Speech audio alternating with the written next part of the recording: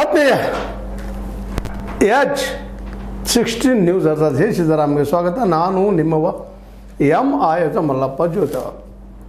ಗೋಕಾಕ್ ಮತ್ತು ಚಿಕ್ಕೋಡಿ ಜಿಲ್ಲೆಗಳು ಆಗುವುದು ಯಾವಾಗ? ದೊಡ್ಡ ಪ್ರಶ್ನೆ ಇದೆ. ಹಲವು ದಶಕಗಳ ಹೋರಾಟ ಇನ್ನೂ ಆಗ್ತಾ ಇಲ್ಲ. ಎಲ್ಲಿ ಹೋದರೂ ಜನ ಇದು ಕೇಳ್ತಾ ಇದ್ದಾರೆ. ಚಿಕ್ಕೋಡಿಗೆ ಹೋಗ್ರಿ, ಗೋಕಾಕದಲ್ಲಿರಲಿ, ಗೋಕಾಕ್ ತಾಲೂಕದಲ್ಲಿರಲಿ, ಎಲ್ಲಿ ಹೋದರು. ಯಾಕಂದ್ರೆ ಈಗಾಗಲೇ 15 ತಾಲೂಕುಗಳು ಚೆನ್ನಾಗಿದ್ದಾವಿಲ್ಲ, 18 ಶಾಸಕರಿದ್ದಾರೆ, ಭಾಳ ವಿಸ್ತೀರ್ಣದ ಇದೆ.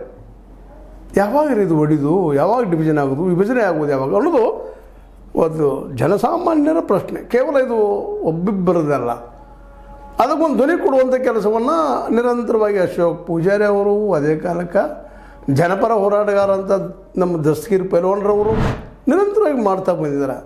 ಅದ್ರ ಜೊತೆಗೆ ಇನ್ನುಳಿದವರು ಮಾಡ್ತಾಯಿದ್ದಾರೆ. ಆ ಮಾತು ಬೇರೆ. ಶೂನ್ಯ ಸಂಪಾದನಾ ಸ್ವಾಮೀಜಿಯವರು ಮೇಲೆ ಅವರು ಈ ಒಂದು ಹೋರಾಟ ಮಾಡ್ತಾ ಇರ್ತಾರೆ.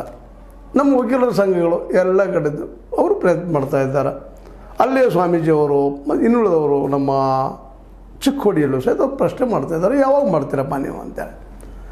ಇವತ್ತು ಇವರೆಲ್ಲರ ಪ್ರಶ್ನೆಗಳಿಗೆ ಉತ್ತರ ಕೊಡಬೇಕಾಗಿದ್ದು ಜಿಲ್ಲಾ ಉಸ್ತುವಾರಿ ಸಚಿವರಾದಂಥ ಸತೀಶ್ ಜಾರಕಿಹೊಳಿ ಅವರು, ಇನ್ನೊಬ್ಬರು ಲಕ್ಷ್ಮೀಬಾಯಿ ಹೆಬ್ಬಾಳ್ಕರ್ ಅವರು.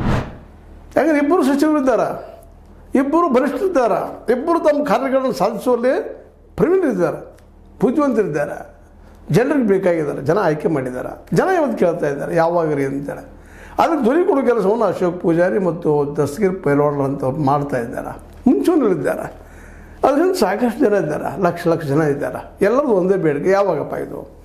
ಡಿಸೆಂಬರ್ದಲ್ಲಿ ಆಗಲಿಲ್ಲ 31ರೊಳಗೆ ಅಂದರೆ ಮತ್ತೆ 2 ವರ್ಷ 3 ವರ್ಷ 5 ವರ್ಷ ಯಾರಿಗೂ ಗೊತ್ತು. ಗಣತಿ ಆಗಬೇಕಾಗ್ಯದ 2026ರಲ್ಲಿ. ಈಗಾಗಲೇ ನಮ್ಮ ರಾಜ್ಯ